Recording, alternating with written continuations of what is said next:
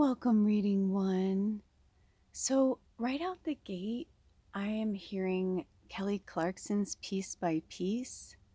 So, I will put that in the description box below if you've never heard it. I'm just feeling like super heavy emotion. Like, I was trying to put your reading together, and the card, like, just didn't want to. It kept wanting to almost like face away from everybody. If you notice, the card is kind of facing towards the light, but like not towards, like it was like this. And I had the lighting up more like this. And it just didn't want to like stay. It didn't want to move. Now it is, but it's interesting. So, very interesting. Okay, so I have no idea what your card is. Let's just dive right in. Okay, so you chose, meditate and contemplate. So we're in the waning gibbous energy of reflect and release. These are always timeless. It just means that's the energy or the place that spirit needs you to be.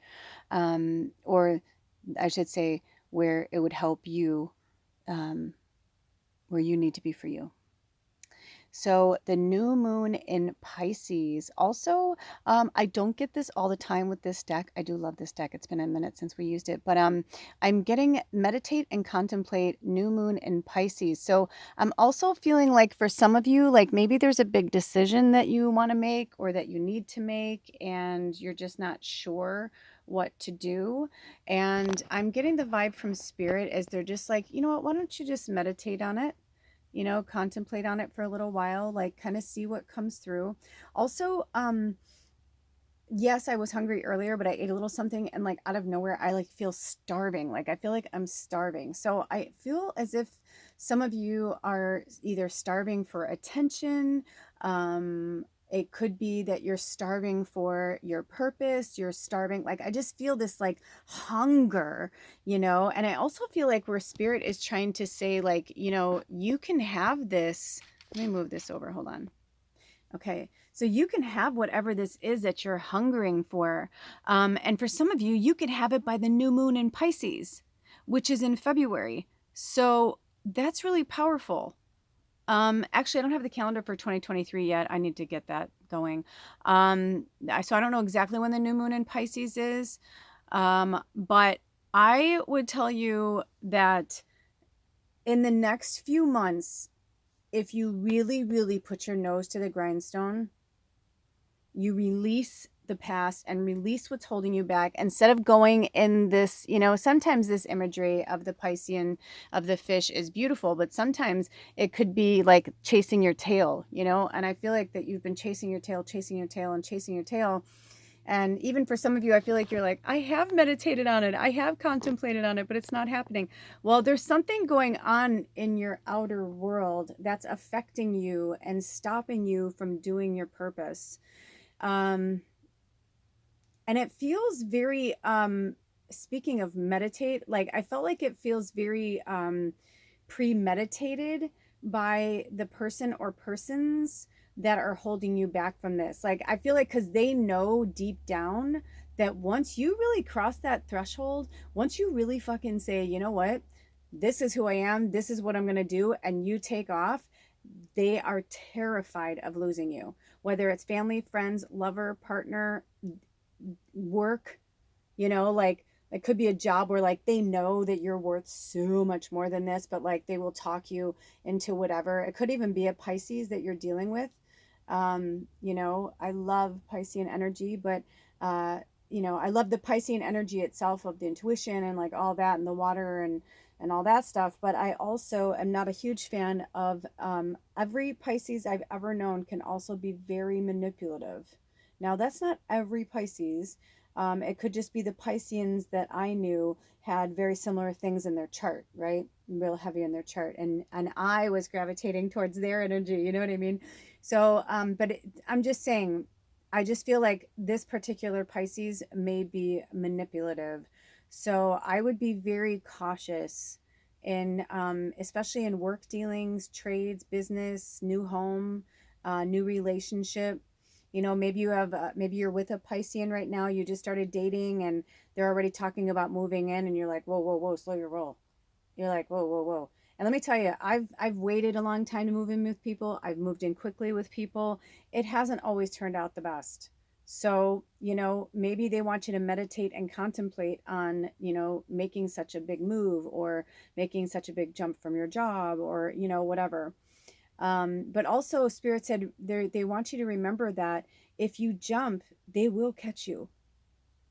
But you have to make the first move. Spirit can nudge you, send you signs, tell you go this way, and you keep going the wrong way, because you're like, no, but if I go that way, I can't take this person or this place or this job with me. It's like, yeah, but sometimes you got to let things go. So in your particular case, the reflect and release might be that by the new moon in Pisces, you're going to have to make some big decisions. Let's see if we have any other cards that want to come through. I'm not feeling like they want me to read the book, but I will see. Spirit, do we want to go in and do we want to read from the Moonology book? Is there more pearls of wisdom in there for this? Okay. Yeah, let me get the book. Hold on. Okay. Also, I just heard some of you are Pisces. Very interesting. Okay. So, new moon, clean slate, and potential. Oh, it says clean slate, potential, and dreams.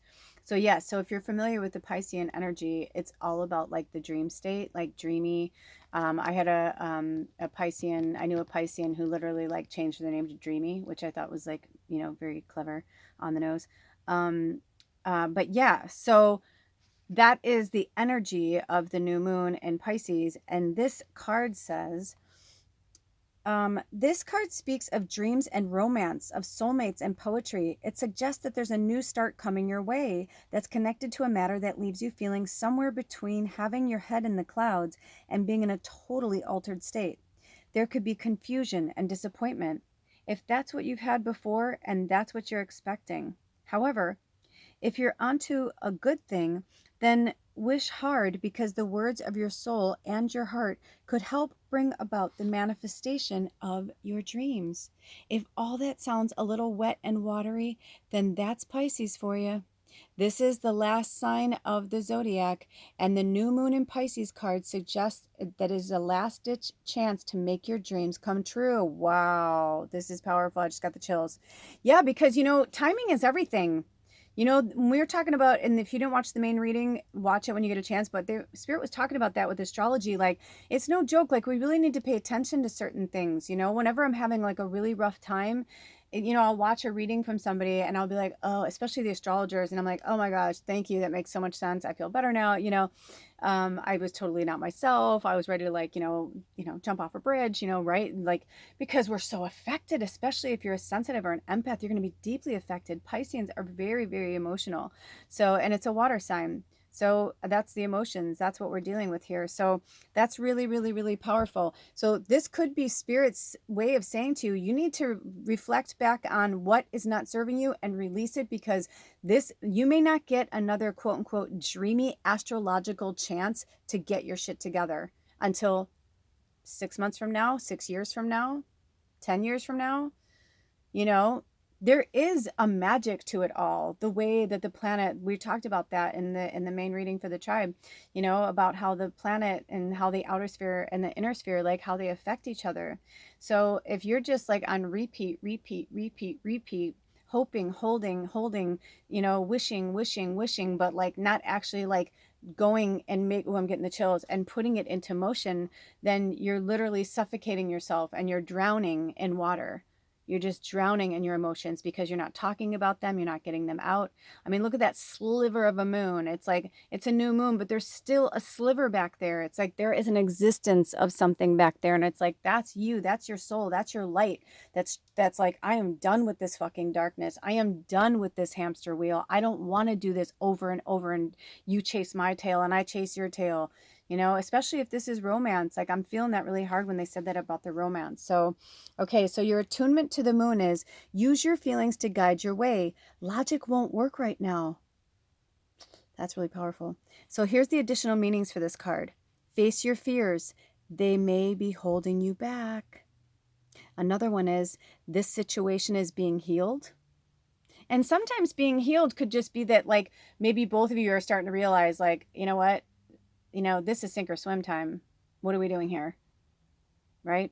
Because sometimes it is, that sink or swim energy. You're like, I don't want to keep sinking and drowning. I'm ready to swim away somewhere new, somewhere different. I don't want to be on this hamster wheel anymore. It's time to surrender to the divine. Chant Om Namo. Here, I'm gonna just put it here. This is your homework. Okay, so if you're new here, when I do this, take a screenshot. It's time to surrender to the divine. Chant Om Namo Narayani. I don't know if I'm saying that right. Avoid being deceptive or willingly deceived. Ooh, man, they're just like, sometimes they call our shit out. That we just been through a lot of shit. They're like, what did you just go through during retrograde season, then eclipse season, and then the full moon in Taurus? Like since September, since basically the end of August, really the Lionsgate portal. I mean, I can go back and Lionsgate portal, like, but seriously, like what has been like, what was amping up? What was really going like, quote unquote, wrong? What was feeling off? What wasn't working? Because those are the things that they're telling you to release or renegotiate. So the last of this is the teaching, and it says Pisces is the sign of ravines and mysteries or depths of emotion, idealism, and hopeless romantics. It is the sign of water and the unconscious. Its energy is deep like watery depths. The new moon in Pisces indicates a time to listen to your feelings and to allow your emotions free rein. Whatever you're feeling as you pull this card is more likely than the truth, unless you've been kidding yourself somehow. And only you know if that's the case or not. Yeah, I know, man. Fucking truth hurts sometimes. I've been there. I understand. Okay, so do we have any more cards that we want to pull for reading one from Moonology deck? No. Do we want to pull any clarifiers? Does anyone in this reading, did they feel like they didn't maybe get the messages they were looking for? Do we have any clarifiers? Oh, you guys see those angels coming in? They're like, those are your, they had me put this in there. This is from a tea the other day, but interesting. That was in, to live boldly is to live freely. And it looks like a heart. And doesn't that heart look like a paint splatter, or almost like, you're walking down the road and then you look down and you see a leaf and the leaf is in the shape of a heart, and there's like the dirt on the ground. To live boldly is to live freely. This is your mantra. From now until the new moon in Pisces in 2023, research it, look it up. That's your job too. To live boldly. I'm going to put this here. To live boldly is to live freely. I mean, come on. That's like,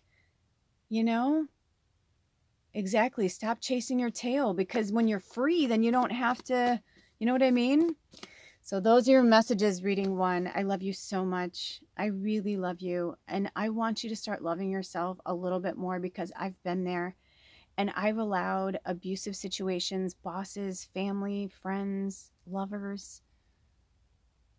I even let my cat, my familiar, boss me around until I fucking said, stop it, until she hurt me so bad that I was like, you're done. And I was like looking for a new home for her. And she knew, when I looked out 1331, I'm born on the 13th, and 13 is the number of the goddess. Today is the 13th. So work with the divine feminine energy, because my familiar, she's a feminine, powerful Maine Coon. She was my biggest teacher, and she made me realize like I had to learn to speak up for myself, and I had to we had to learn to communicate properly.